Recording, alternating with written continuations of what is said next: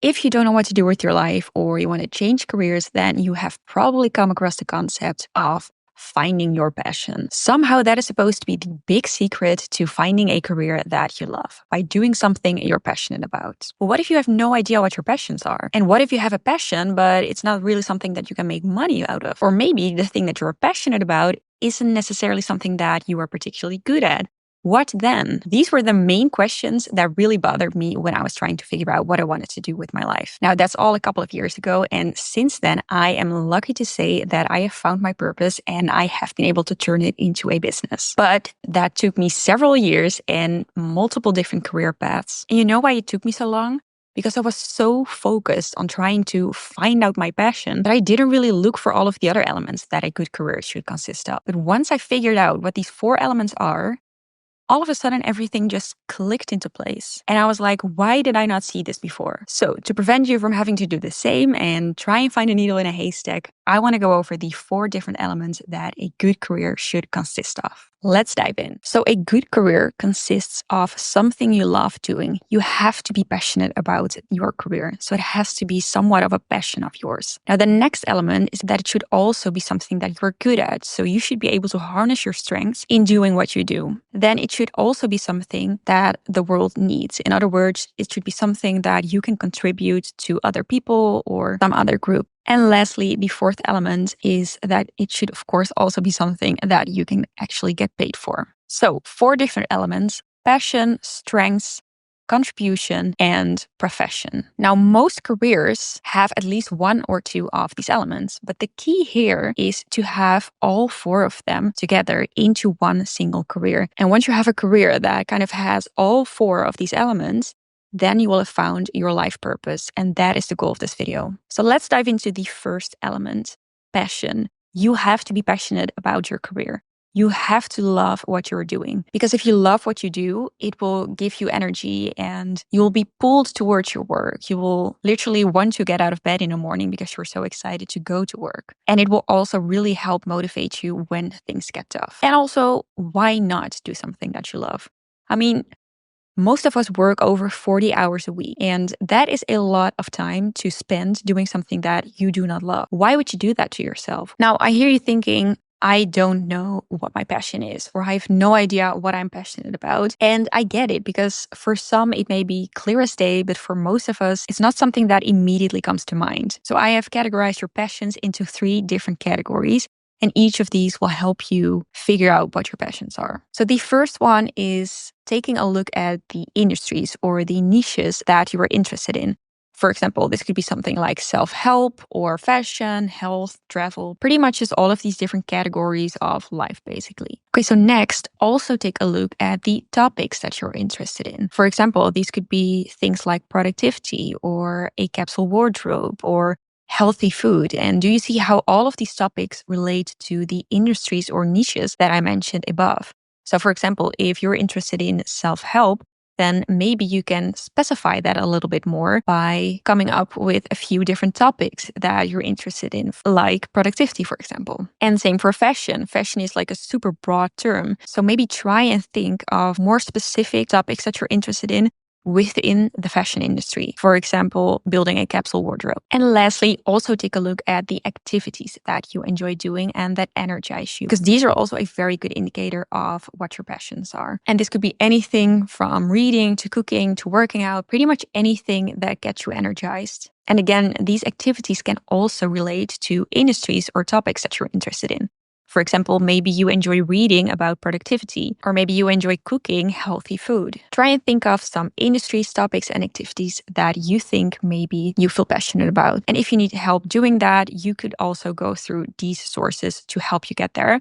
For example, your social media algorithms, they are honestly such a good source of your passions, because you're basically just letting the algorithm define your passions for you, because the algorithm knows what you like watching. So it probably also is a very good indicator of what your passions are. So just take a look at your socials. For example, the things that you watch on TikTok, or the reels that you save on Instagram, or your YouTube videos. What kind of videos pop up in your sidebar? Those are the things that you are probably interested in. Then also you can check books and podcasts and TV shows that you are watching and just figuring out what kind of things they have in common. You can check the apps on your phone. Maybe you have a lot of health tracking apps or productivity apps or something like that. You can check the tools that you use, and these can be both digital tools like, I don't know, Chrome extensions or subscriptions that you have, or obviously physical tools like makeup brushes or something like that. Then also, if you have any, you could check your role models. What do they have in common and why are they a role model to you? Then you can also check people that you follow on socials.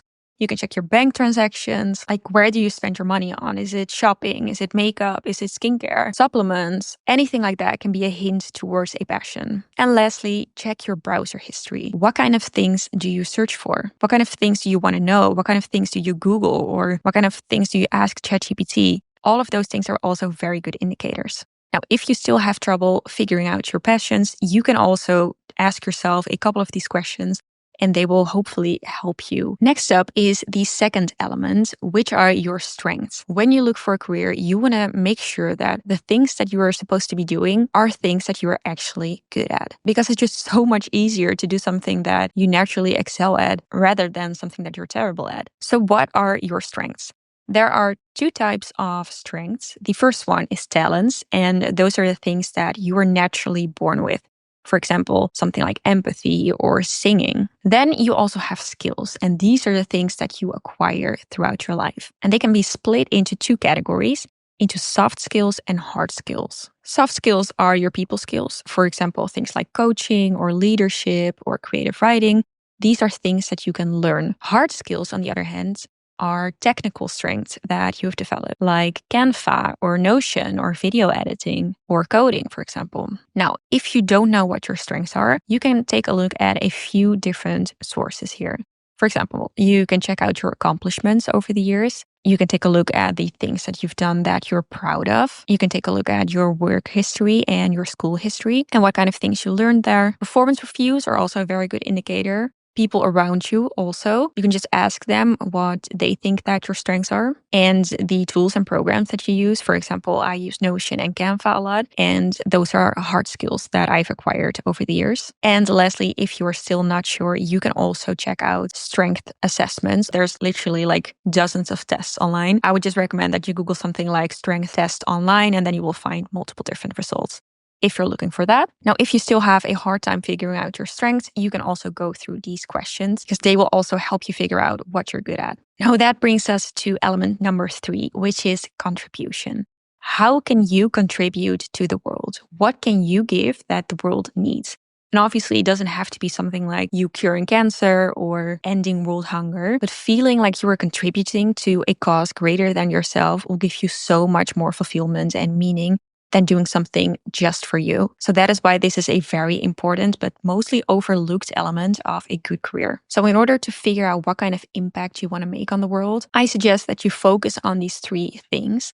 The first one being a problem or issue. What kind of problem or issue or thing does the world need that you can help? And this could be literally anything from violence to insecurity or career guidance, mental health issues, pretty much anything that the world struggles with. Now, to make it a little bit more specific, you focus that problem or issue on people that you care for. So you focus on a problem or issue that a specific group has. For example, mental health issues amongst women or kids, or violence against specific animals. Or you could also go for the world as a whole. But it really doesn't matter how big or small the group is, as long as you feel like you are making a contribution to them. And the last requirement I would say is that you should be personally invested in this cause. Because the more invested you are, the more meaning you will get when you help solve that problem that that group is having. For example, you could support a cause that you were personally invested in because you have been there. You've been where that specific group of people has been, or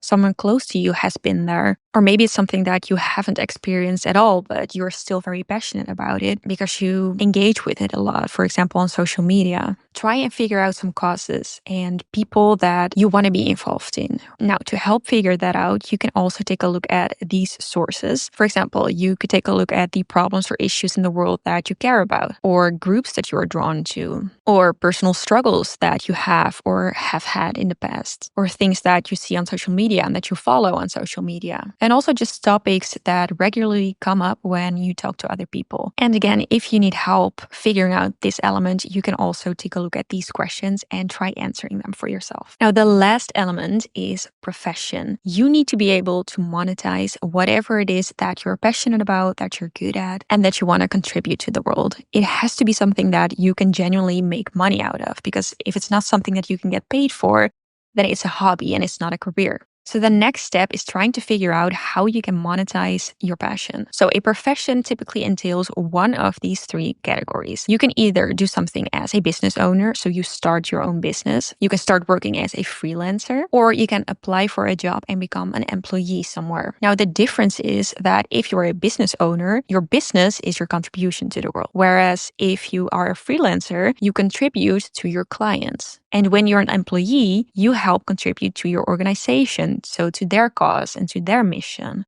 So in a nutshell, these are typically the three types of professions. So of course, this is very general. And if you want to know more about this, you should definitely do your own research. But I just wanted to go over this really quickly with you so that you know what to look for when you think of career paths. So what we've done so far is you have identified your passions, you have identified your strengths, you have identified some types of contributions that you could make to the world.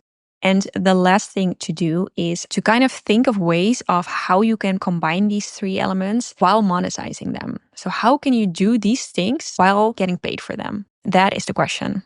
So what I suggest is that you create a top 5 of your passions, your strengths, and your contributions. And these top 5s should really include the things you love doing the most, and also the strengths that you want to harness the most, as well as the contributions that you feel the most for. When you have a list of all of your top 5s, you can start kind of like combining them and asking yourself how you can get paid for them. So now you see why you need all of these 4 elements. If you follow your passion, if you harness your strengths, if you contribute to the world in a meaningful way, and you can turn that into something that you make money from, then you will have figured out your purpose. You'll become truly fulfilled. And that is the goal of this video, of figuring out a career that you truly and genuinely love. Now, if you are looking for a different career and you've gone over all of these elements, then next up, I would recommend that you just test out the waters. Do some research on the career options that you came up with. Ask around, maybe just ask other people that are already in the career that you want, and just bombard them with questions about what their job is like, how they like it, what they have to do in a day, what they don't like about it. All of these questions, just ask them, because they're already a proven concept of what you want to attain. And also, if necessary, learn new skills. If you figured out your dream career, but you are lacking some of the strengths, then why not learn them? There are so many courses and good resources online on how you can attain new skills.